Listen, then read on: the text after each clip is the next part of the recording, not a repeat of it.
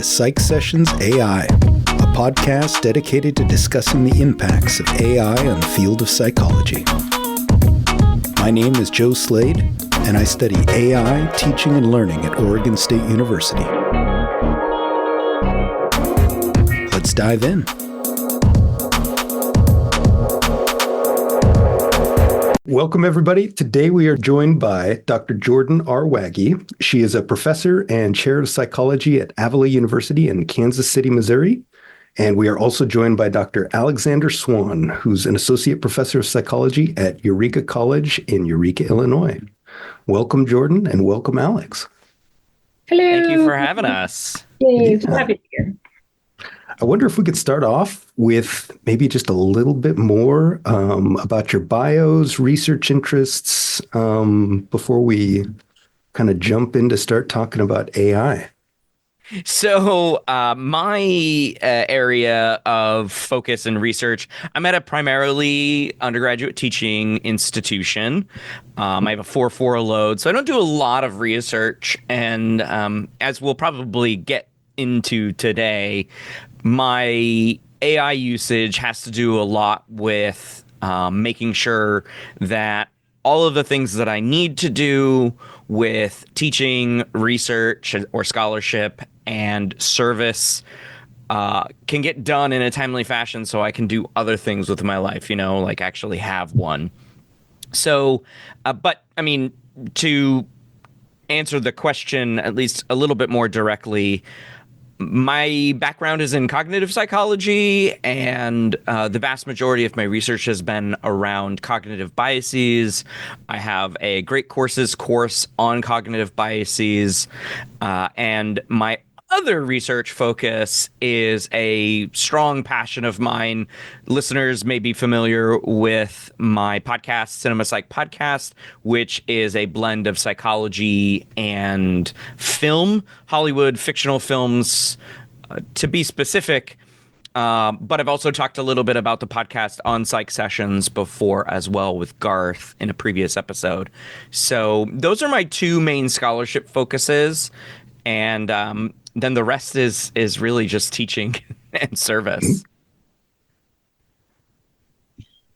So I'm also at a small teaching institution. We do have a master's program in counseling. So, and I'm not a counseling psychologist. I'm an experimental psychologist. Absolutely love it. It's in Kansas City, Missouri. Avila University. Most people don't know how to say that right. I pronounced it wrong when I came here on my interview. And I have done a variety of things in my undergrad. I did some wet lab, rat mouse stuff at Northern Kentucky University. In between undergrad and grad, I worked at a children's hospital doing research in the ophthalmology clinic. And then in my graduate program, I studied visual perception. So very low level visual perception, sinusoidal gratings, if anybody knows what those are. It's got to be on somebody's bingo card, in a brain and cognitive science program, and knew at the time I wanted to go into teaching. I had done a lot of tutoring and supplemental instruction in undergrad, and Miami University was a preparing future faculty program. So I mostly, looked for jobs at a teaching school. And I really have kind of hopped around research interests since I came here, because I needed to do something I could engage students with, that I could realistically have equipment to do at a small teaching institution. And so I've done some cognition, some just sort of general cognition, the types of research projects students would do in advanced undergraduate class or beginning graduate class. And I ended up finding my home in replication studies. So I'm the director of the Collaborative Replication and Education Project. And what we do is we pick studies for students to replicate in their classroom as part of their curriculum. We think it's good training. We're collecting data on that. And then they also contribute to the field. So my current area of research is really is how effective is that? And I'm also really interested in access to students. One of the things that stuck out to me, I'm sorry if this is a little bit too long, but I'll wrap it up. One of the things that really stuck out to me, and I feel really strongly about this, as I've been working at this institution, is how much more equipped students from other institutions might be to be competitive for PhD programs. And in terms of both equity and in terms of who we're putting in the pipeline for the field to ask and answer the big questions in the future, one of the thing that motivates me the most right now is to kind of try to figure out, first of all, how students are identified to participate in a lab, but second of all, like how can they get experiences that will help prepare them for PhD programs? How can they do things that will help get them publications and presentations in ways that aren't in ways that aren't only accessible to students who have a lot of free time or a lot of money? Because students at my institution tend to not have either of those. And I don't want to just focus on the ones who do, right? So it's kind of, anyway, so that's what I work on now. And because I think Alex and I kind of bonded over this because we're both at these small institutions, but we're very motivated people who have a lot of different interests. And so we involve ourselves in a lot of things. Like, I don't think either one of us can really help ourselves. I wish I could, I suppose. I know. I actually have a plaque hanging on my wall. Hang on a second. I'm so sorry, but this is so funny. It's going to be worth it for you. And it's relevant to this. One of my friends sent me this after I told her somebody asked me to do something. And I said no. So this is from Crystal Steltenpole. She's wonderful. So for the listeners, it says, "Congratulations, Dr. Jordan Wagge, for saying no." No, it's really nice. Yeah. Saying no, yeah. It's from GEM Awards in Cedar City, Utah, which is not where she's from. So I don't know how that happened, but yeah. So why I use AI is because I'm interested in so many different things. I offload executive function. This is something that I became interested in cognitive psych, of like, it's really adaptive for us to offload executive function, right? It's adaptive for us to, I have a very strong opinion about this. And I think it kind of came from knowing I was a low working memory person and like reading the literature on like people who are low working memory often will find strategies to help them offload working memory in the environment. So yeah, let's pivot then into AI, actually how you use it. Maybe start to give me some specifics about what you're talking about here and what that might look like. So I use AI. Let me pull up my chat history here. It is far-reaching because, like I said a little bit ago, I tend to have a lot of things to do and really try to manage my work-life balance, if you want to call it that. So productivity versus relaxation kinds of things. So what I'm actually working on right now is course prep, of course.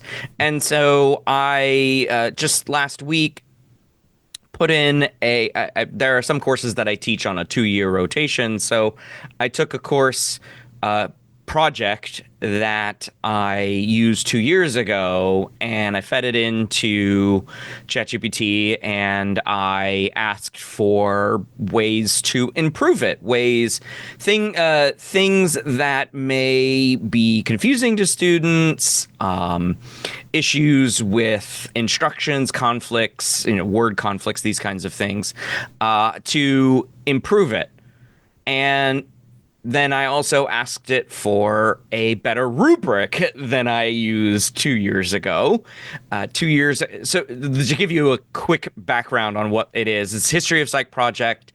It's a genealogy project because there's a site out there called Academic Tree where you can trace your academic lineage through the years. And I have them all start with Wilhelm Wundt, and then trace a lineage, I should say, to a currently working and researching person.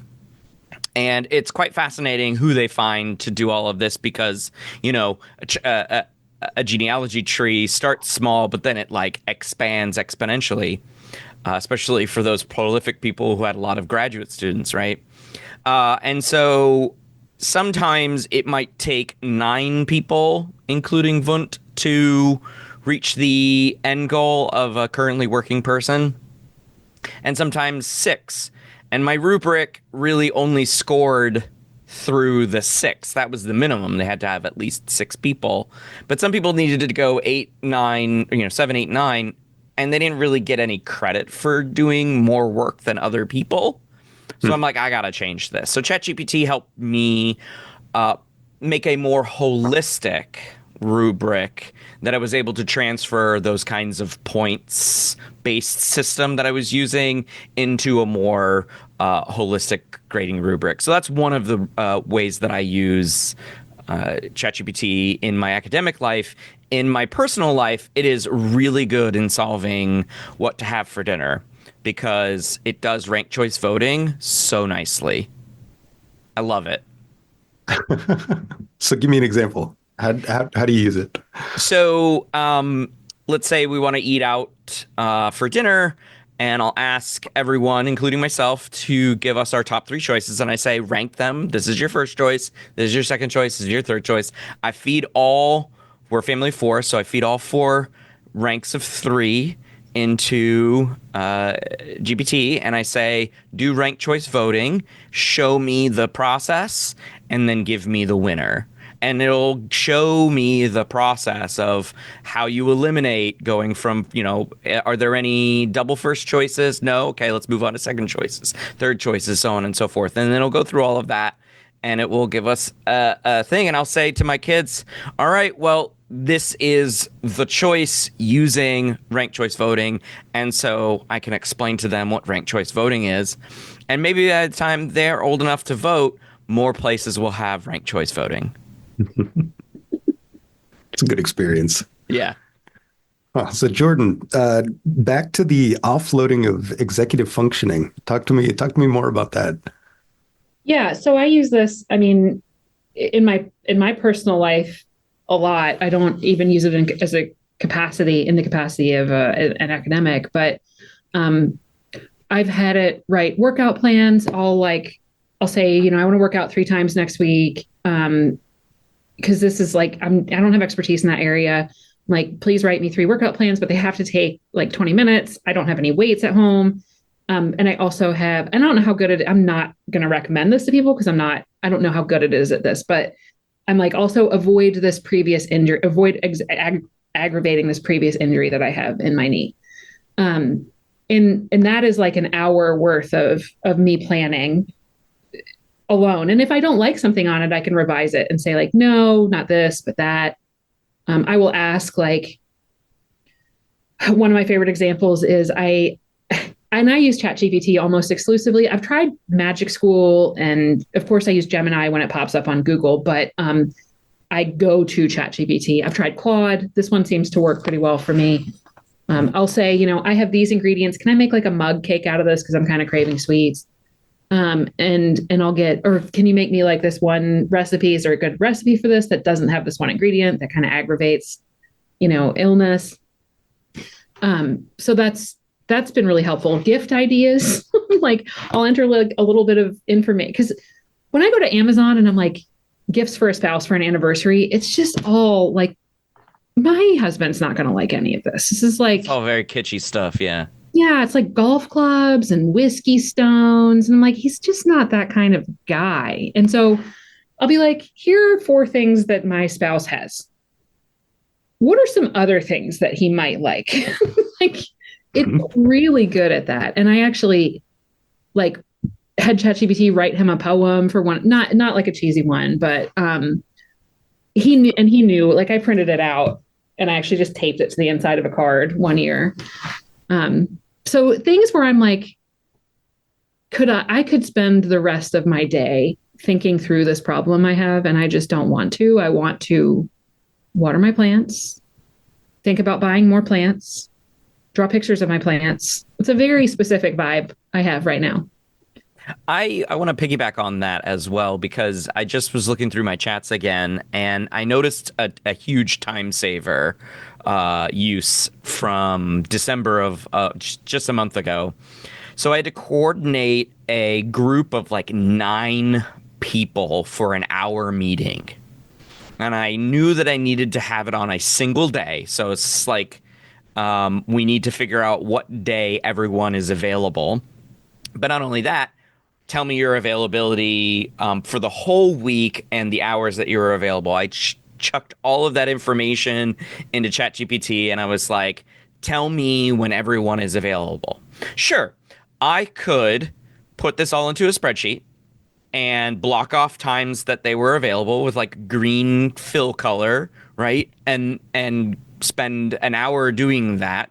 And I would have done that back before generative AI came onto the scene, because 9 people, that's a lot of people. And not everyone use like Teams and their calendar the way that they should with scheduling assistant. Like that would be great if everyone used it in the way that you're supposed to for that kind of feature, but they don't. And so I either did a 5-minute type, copy paste, whatever, and I got a spit out in 5 seconds, or I could have spent an hour trying to figure out what time everyone would be available. Oh, Then that left me time to talk about and water Jordan's plants. No, I can't water her plants, but she's too far away. But still, it allowed me that time to just think about Jordan's plants. if it mattered that much to you, you would come up with it. Yeah, that's true. If it mattered I bet that much. you could actually, because I know that people are tired of doodle polls and stuff like that. But I've used ChatGPT before to take screenshots of stuff and say, please reorganize this. So my kids' school supply list, I have kids in 2 different grades, and they have a picture, right? It's not an Excel file they post, it's a picture. So I took the picture and I was like, please like lump these into categories of like where I would find them in the school supply store and list how many I need for each kid. And it did that. So I bet like if you had people take a screenshot of their calendar and send it to you, you could upload that to ChatGPT and it could infer, like you'd have to double check it, right? But, Yeah. With text, it was easy to to make sure everything was correct, and it was. Then I sent an email saying, hey, we're meeting at this time because everyone's available. Yeah. 3 a.m. But yeah, like because everybody's going to write like in a different format. Like somebody will put MWF something, and then somebody else will say Monday, Wednesday, Friday, and Right. Yeah, that's interesting that it can parse that, and you don't have to do the work of taking care of that. Yeah. Yeah. And I'm always like distracted by stuff on like, okay, who am I going to piss off the most for making this decision? But it takes a little bit of that out of my hands where I'm like, I don't have to stress about that because I don't know. I don't know who I'm going to piss off the most. Mm-hmm. It takes all the emotion out of it for me. One of my absolute favorite uses, and this is relatively new, is this has gotten a lot better over the years, but I used to like stress a lot about reading evaluations. And I still, if like 1 or 2 people are unhappy, I think it's probably fine, if not good. But I think that I think about those folks a little too hard when I read my evaluations. Mm-hmm. So I'll upload my evaluations to ChatGPT and say, like, what themes do you find? And I have found, and I've double checked it, I found that it's actually really good at saying, like, in general, people were supportive. This issue kind of kept coming up. So here, and it even offered me, like, here are some solutions of things you could do. One of them I agreed with, one of them I didn't. I'm like, okay.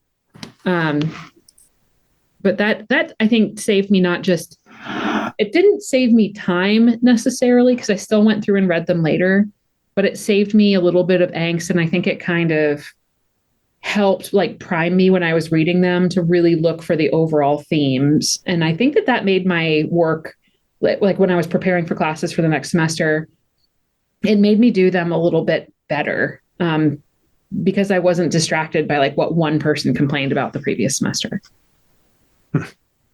Yeah, I'll have to try that for this last semester. I haven't put any of my evaluations in there, but I usually have my wife read them. Astrid and I read them together. And so she like, of course, puts on the spin for those kinds of negative comments, so they don't like hit me the same way as if I'm reading them, But yeah, I should try that with ChatGPT and just get a robot to tell me. And I was just reading a comment thread about evaluations. And somebody had asked, should I include a negatively charged, negatively worded comment in my summary, and would this look bad on me to, tenure and promotion committees? And this was a Reddit post. So overwhelmingly, people were saying, no, don't include that, because they might be attracted to the negativity of the the message itself and not your evaluation of the comment. So I think it's interesting that you could chuck your evaluations into ChatGPT and say, don't give me specific pieces of information because I don't need them. I just need what Jordan was saying. I just need themes. Yeah. And as somebody, like, I'm chairing our rank and tenure committee right now, and we're required to put all of our comments from all of our classes when we go up for tenure and promotion, which is, but it's very, at least the way the committee is now, like, it's very, like, we're going to have people who have negative, if you're a professional in the field, you're going to be getting feedback. Sometimes it's valid. Sometimes people have bad days. Sometimes people have bad semesters. Like, yeah. But the really important thing that we always look for is just like, how do people address that? And that we look for that in the narrative. And I think that that's a really good tip for the narrative of, like, identify the theme and not the individual comment. Mm-hmm. Maybe use one comment as an example, but then, really talk around, like, how has that impacted your teaching? And maybe it hasn't. Maybe it's like, this is, people complain about having too much work, and my strategy for that has been to explain why the work is important, which is maybe mm-hmm. helpful. Yeah. So when it comes to maybe responding to students, maybe their emails, or maybe providing feedback on a writing assignment or something like that, mm-hmm. Have you ever used it? And, there's got to be a line at some point where you don't want to use too much. At some point, you don't want to be given these canned automated responses. How do you walk that line when it comes to professional settings, interactions with students and other faculty too? So in my experience, I have not used it for grading because I am using ChatGPT to help me a little bit with my writing, and it's not very good at that. It's not strong enough. What it helps me with is, like, my verbosity. Like, I tend to say things with too many words that can be, so it's helping me be a little bit more brief, right? But that's not the kind of comments that I give to my students. Sure, yeah, they could have more brevity in their writing, of course, but I'm trying to teach them how to use the language to tell a story, to give specific information. And so it's going to be different from paper to paper because they have freedom of what they want to write with, whether it's a research methods paper or a film analysis paper. They have a considerable amount of freedom to write what they'd like. And so my comments generally address the specifics of their work rather than, hey, ChatGPT, give me a letter grade about this, because I feel like it would be more work to prompt engineer something that is comprehensive enough for each individual paper to give feedback that would be helpful for each individual student. I think that would take far too much time than me just sitting, reading, and commenting with, words comment functionality, highlight a sentence, make an edit or two, that kind of thing, and then say, you might want to check your citation, or this hypothesis isn't specific enough, etc. Right? Where I don't think, honestly, ChatGPT and other LLMs don't know what they know and don't know what they don't know, and so I don't necessarily like it for that grading angle. I see that some people are attempting it, on like different websites, Reddit, etc. And I think that there is a perception among college students that their professors and instructors are using it. I don't know if that's necessarily true. I guess it depends on like what it is that ChatGPT is grading. As far as emails go, I use it sparingly to clean up maybe wordy emails that maybe have a little bit of too many emotion words in them. And I ask it to either take out all of the emotion words and just give me the meat of my reply or my message. And then other times I use it, and I'm putting myself out here. I use it to reframe some of my student replies to a warm and friendly tone, because I think my personality is far too sarcastic and snarky, and none of that comes through text. And I don't want to be that way, nor do I want to be like annoyed or upset or anything like that. Text communication should not have emotion behind it, especially if it's in this like professional kind of way. So I'm like, okay, can you rewrite this into a warm, friendly tone, please? And it will. And I'm like, man, I wish I could write like that. I echo what Alex is saying. I don't use this for grading students' papers. If I'm going to use it for a student's paper, I will make sure I have their permission first. And it's really just like if they come to me and ask me for help on something, that's one of the tools that I'll recommend. I use it more for like writing. I do a lot of scaffolded assignments with my writing.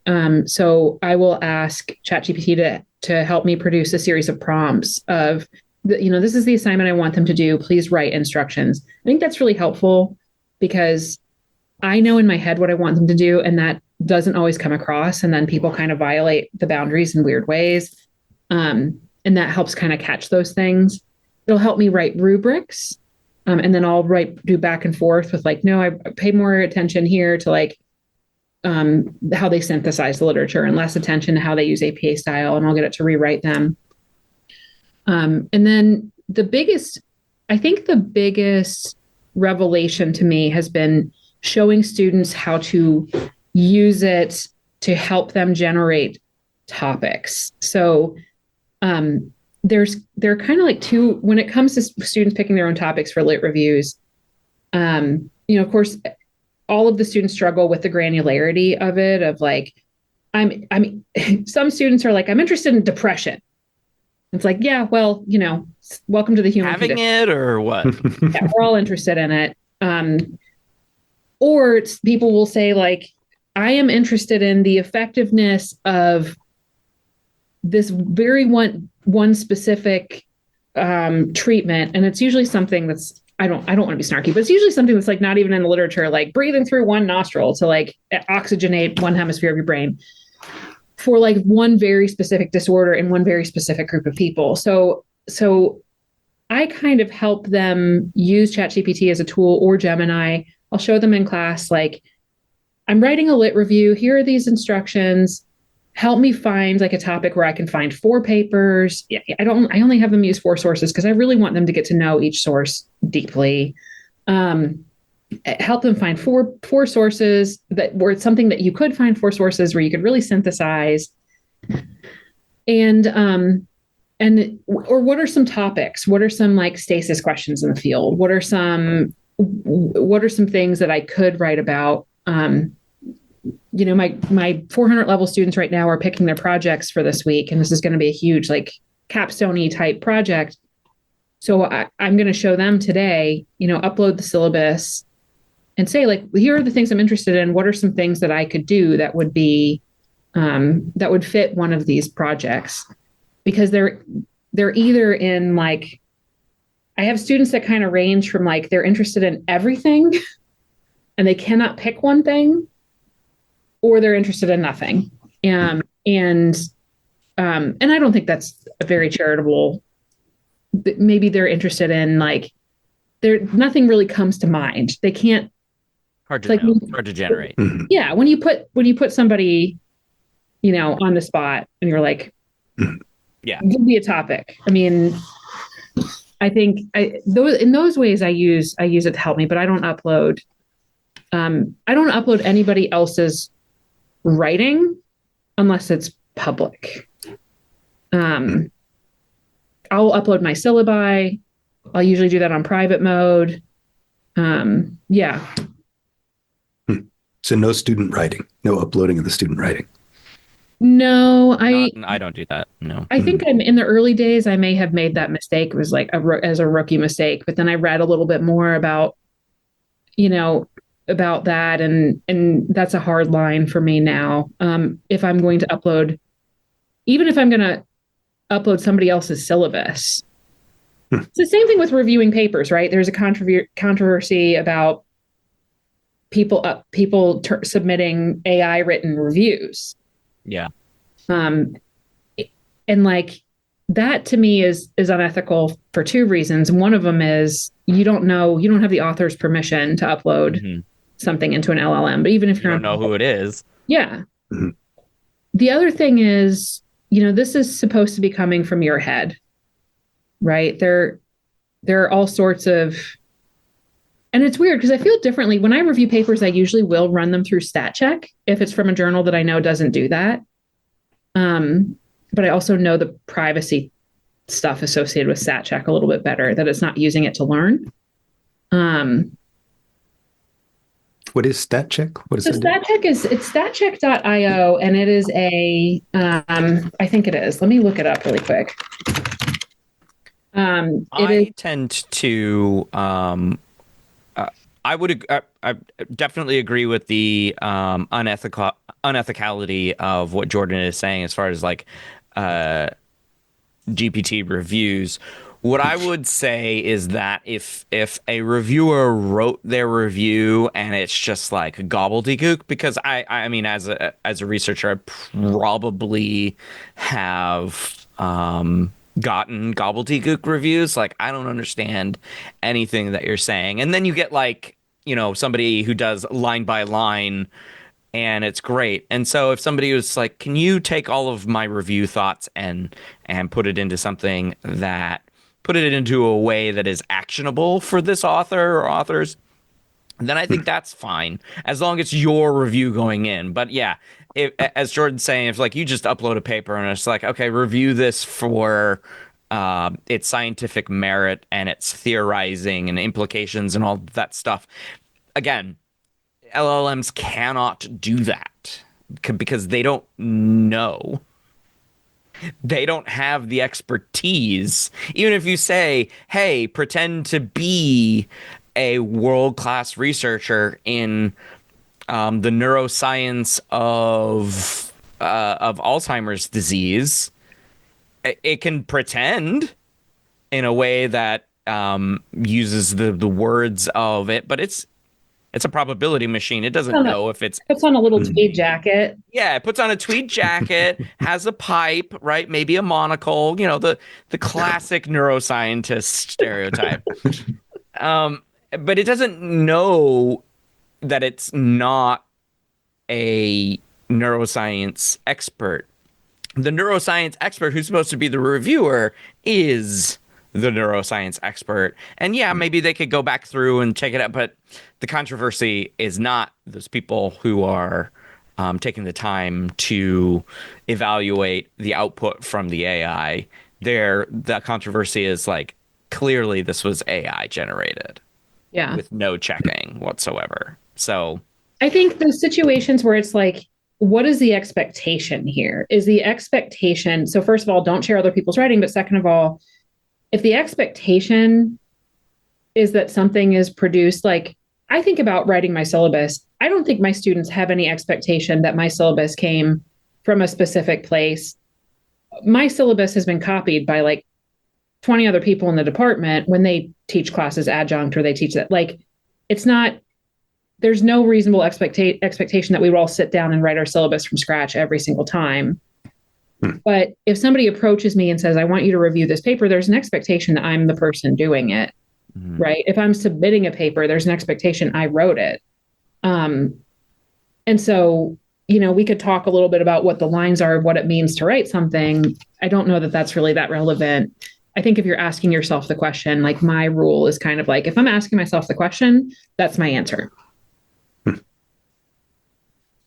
Yeah, and in your courses, what kind of advice do you give your students? Like, what are your AI use policies and kind of the guidance that you give? My college. Sorry, Jordan, do you want to go? Oh no, I forgot that your name comes before mine. I forgot the alphabet, Alex. Yeah, so did I. So my college's policy, I would say, is under no circumstances, never, absolutely not. And that's not verbatim, but that's the kind of thrust of the policy. And that's because we don't have some of the tools that maybe larger schools might, or just the personnel to kind of do this. AI usage is that finicky thing that kind of, as Jordan was saying, walks that ethical line. And as students, they may not understand those ethical lines as well as the three of us, or somebody else who may be super anti-AI, or even the most pro-AI academic out there. So what I try to do, instead of saying absolutely not under no circumstances, is I have in my policy, and I specifically say that this is a modified policy from the college's academic misconduct policy, right? Which now includes a line for AI. Like previously included, like, don't look stuff up if you're not allowed to, don't plagiarize, these kinds of things, right? But now it has the AI piece to it. And so what I've done is I've modified that under no circumstances, is I have an acceptable use set of categories and an unacceptable use of categories. And if my students actually read the syllabus, they would know that they are allowed to use AI in certain circumstances and not in others. And unfortunately, because they haven't read it or don't read it, they ended up falling a lot into the unacceptable uses. So, for example, an acceptable use is something Jordan already talked about: brainstorming ideas. I think that's perfectly acceptable, especially if you are, as she said, struggling to think of something to study in a research class, right? What am I don't even know what my things are. Can type that into GPT, and it'll help you brainstorm. It'll help you nuance and synthesize and just kind of get the right keywords as well. Like if I'm going to do a Google Scholar search, what keywords should I use? Oh, here you go. So that's an example of an acceptable use one. Was what I have in my unacceptable uses is I forgot what the word I used. I don't have it up. Actually, I don't have my syllabi up. It is essentially, it was misrepresentation. Misrepresentation of the output, right? So, for example, you have a prompt for a weekly writing assignment, yada, yada, yada, right? Student copy and pastes that into ChatGPT to give them the basically their contribution to the writing assignment, and then they upload that to Canvas or whatever. That would be misrepresentation because they're suggesting that the AI output is their work to be evaluated in the class, right? And so I've actually shored that up a little bit after last semester, because last semester it went quite rampant. And I said, if you are using any kind of AI, including Grammarly, right? This tool that has been around for a really long time, and it used to be talked up like, hey, if you have issues with proofreading, just install Grammarly and it'll be fine. But because they, as a company, have adapted to AI and it's infused in everything, then what students end up doing is start replacing their words with words that they think are more appropriate for the given circumstance. and then I've included that as an unacceptable way because they're just taking their writing and replacing it with somebody else's. And I was like, that's literally a form of plagiarism. Sure, it's a robot. And does the robot have any ownership over those words? No, but somebody else did previously on the training data. I have we have a few different options for our policies at our institution, and I have what's called the moderate use policy, in that if students are going to use AI for anything, I expect them to have accompanying screenshots. I'd like to see the conversation they're having.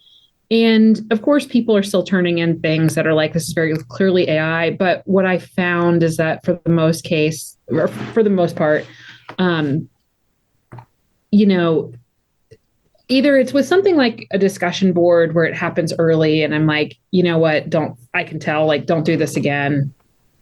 Or it's for a big assignment and it's like, if I like use the rubric, this does not meet the requirements of the assignment. Like it's not very good anyway. So it's not like people are kind of getting away with anything because they're not doing well on their assignments. And it's similar to like, if they take exams or quizzes or something like that, you're expected to like not use AI as well. I'm sure there are people that we're not catching, but I try to guide their learning on it a little bit. I'm very open with my students about how I use it.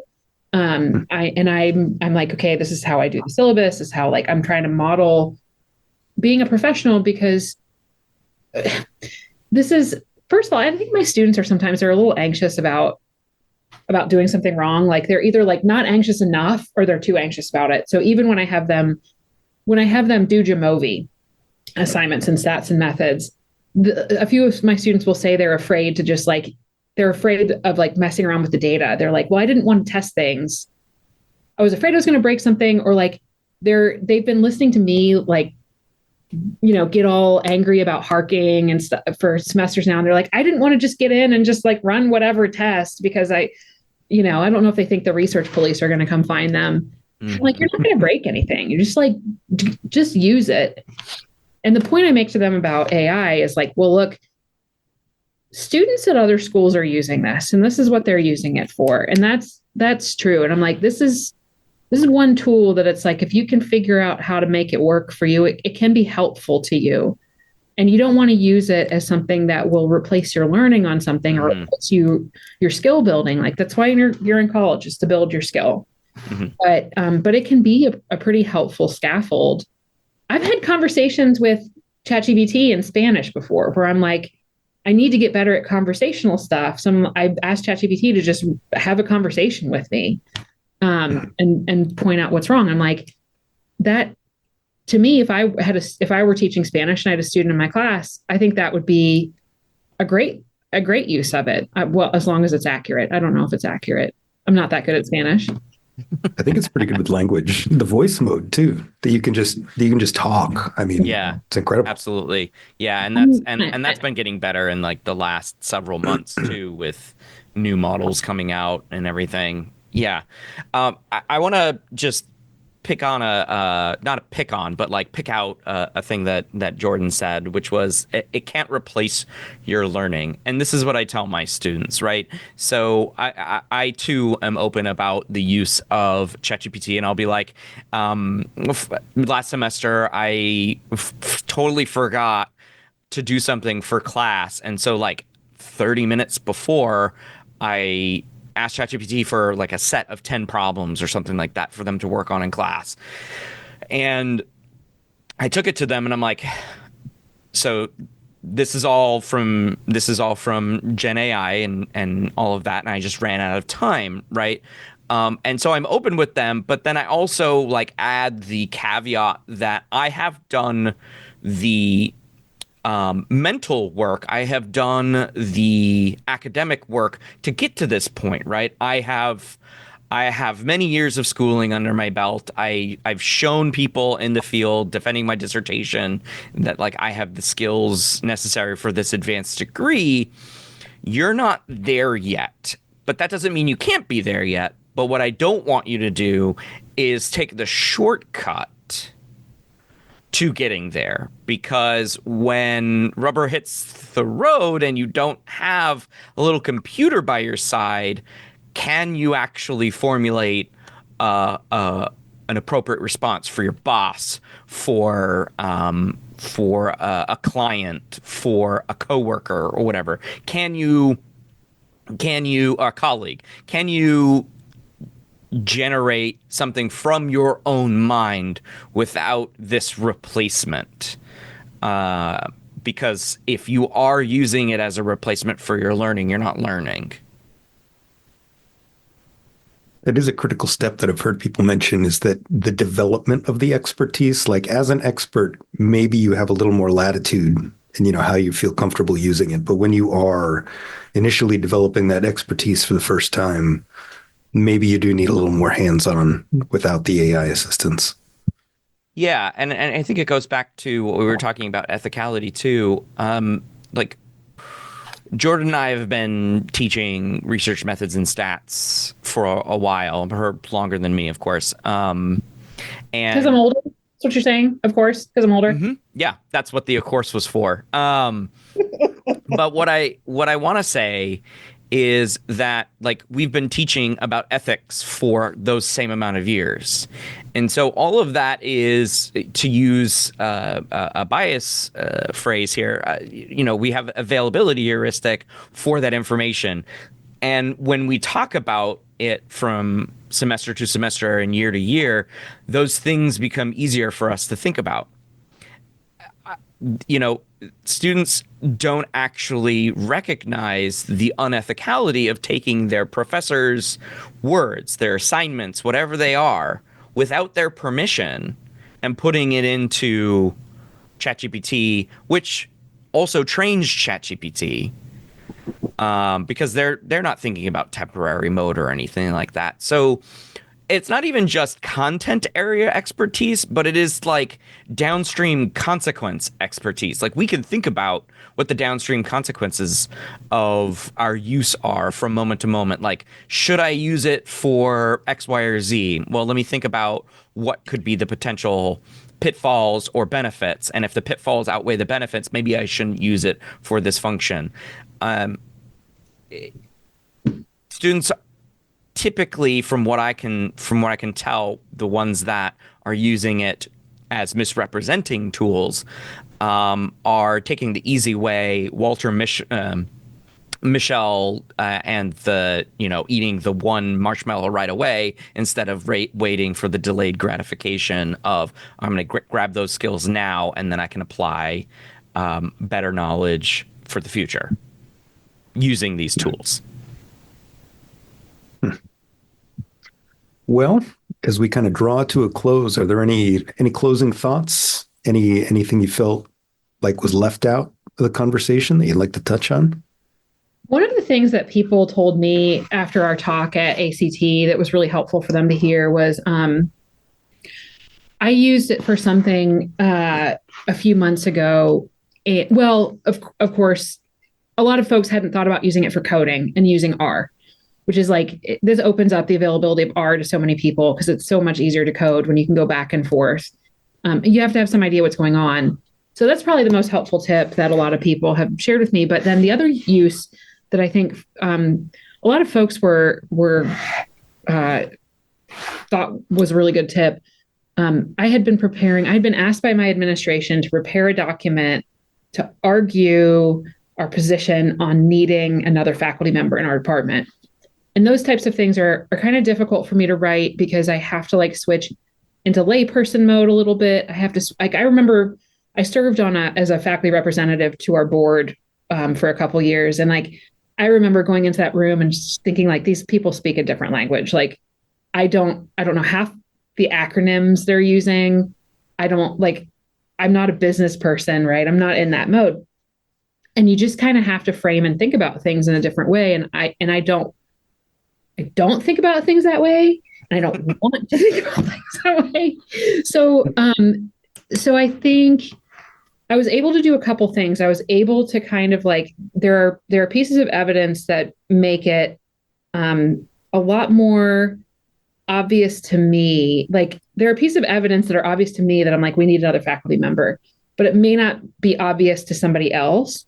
And so I was able to take this document and say, like, please help give me suggestions on how I can write this in a way that's going to make sense to an administrator and shorten it, pick out the highlights, tell me like what words to bold, like give me some businessy words I can use, like make it sound more positive.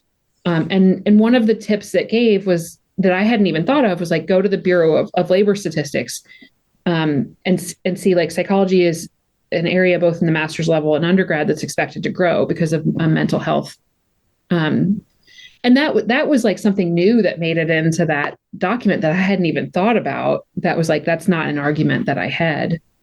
I think that was really helpful because the code switching part for me is really difficult when I think about admin. And it's a thing that I feel so strongly about that it's almost difficult for me to write about without getting a little mad. Like I get a little steamed up. So one of the additional things I started doing too was like every time I started thinking about one of the things, like this is a reason we need another faculty member. This is a reason we need another faculty member. I would throw that into my chat GPT. I have a separate project for that is just set up. I'm not going to tell you what it's called, but it's just set up for me to store information about needing another faculty member in the department. And I'll throw it in there as a thread. I'm like, here's something new that happened. I'm like, here's something new that came up, and this is, and so I don't have to mentally track all of those things. I can like, ChatGPT can kind of hang on to them in that project for me. And then if I say like, put together an argument, it'll pull from those past conversations. Yeah, that was really helpful. We still don't have approval to hire a new faculty member. But fingers crossed. Yeah. I don't really have anything else that I've mentioned. I just, I suppose a word of caution, but then also a word of encouragement. I suppose even though I suppose I would be considered an early adopter, I started using ChatGPT January 23 when it came out November 22. I think I firmly sit at the middle part of the continuum of thoughts about it, and I will say that it's not going away. So much like the math teacher who lamented the adding machine and then the calculator, I would say that you might as well like let it into your life maybe a little bit slowly. You don't have to use it. I would say you just need to know what it's about and what it can do. I think a really good place to start is to learn what LLMs are, what they can do, like basically underneath the hood functionality. One thing that you can do is actually go to ChatGPT and ask it how it works. And it's really helpful. And you could say, explain like M5, because if you're not familiar with the technical language of information technology, then you could be like, explain like M5, tell me how you work. And I think it's really good to know its capabilities, at least right now. Of course, the capabilities are going to get much better / worse depending on your outlook. Was it Laura Freeberg who gave the talk? Who had mentioned that she had sat next to an engineer, computer engineer, on her plane ride to ACT, and like he was working on things way ahead, things that are completely under wrap right now, and its functionality. And in the things that I read, I'm getting whiffs of those kinds of functionalities. Still way off, but like not way off in 25 years, way off in like 5 to 10 years. So for a lot of people who listen to this program who might be thinking about this, whatever side you're on regarding AI, is that it's probably going to be making leaps and bounds changes while you're still working in the field. So having some knowledge about it, I think, is useful. As far as the student use goes, I'm going to, I think, vehemently defend my position of it's a useful tool when you have some basic understanding first, and always sort of play that ground. And I think it's perfectly acceptable to associate the lack of student engagement with a particular assessment, whether it be a test or a writing project, that to hold them to account, because our job is to evaluate their work, not their ability to toss a prompt into ChatGPT and then spit out and use whatever it spits out. That's not what we're evaluating, and I tell my students that all the time. So I think it's heartening to say to an instructor who might feel lost in this space, to be like, just, whatever your philosophy is, whatever your, guns are, for how you teach a class or a given concept, that you stick to those when evaluating AI. And if you don't want to be a police officer and trying to catch somebody who's done wrong in a misconduct way, then do what Jordan does, and like make the garbage that comes out in writing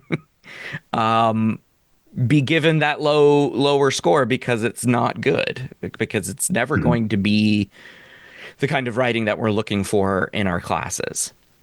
So I think, having a balanced approach to this new technology going forward is the last message that I want to leave. Well, I appreciate having you both on. It's been a great conversation. Alex, Jordan, thanks again. Thanks for having us. Take care.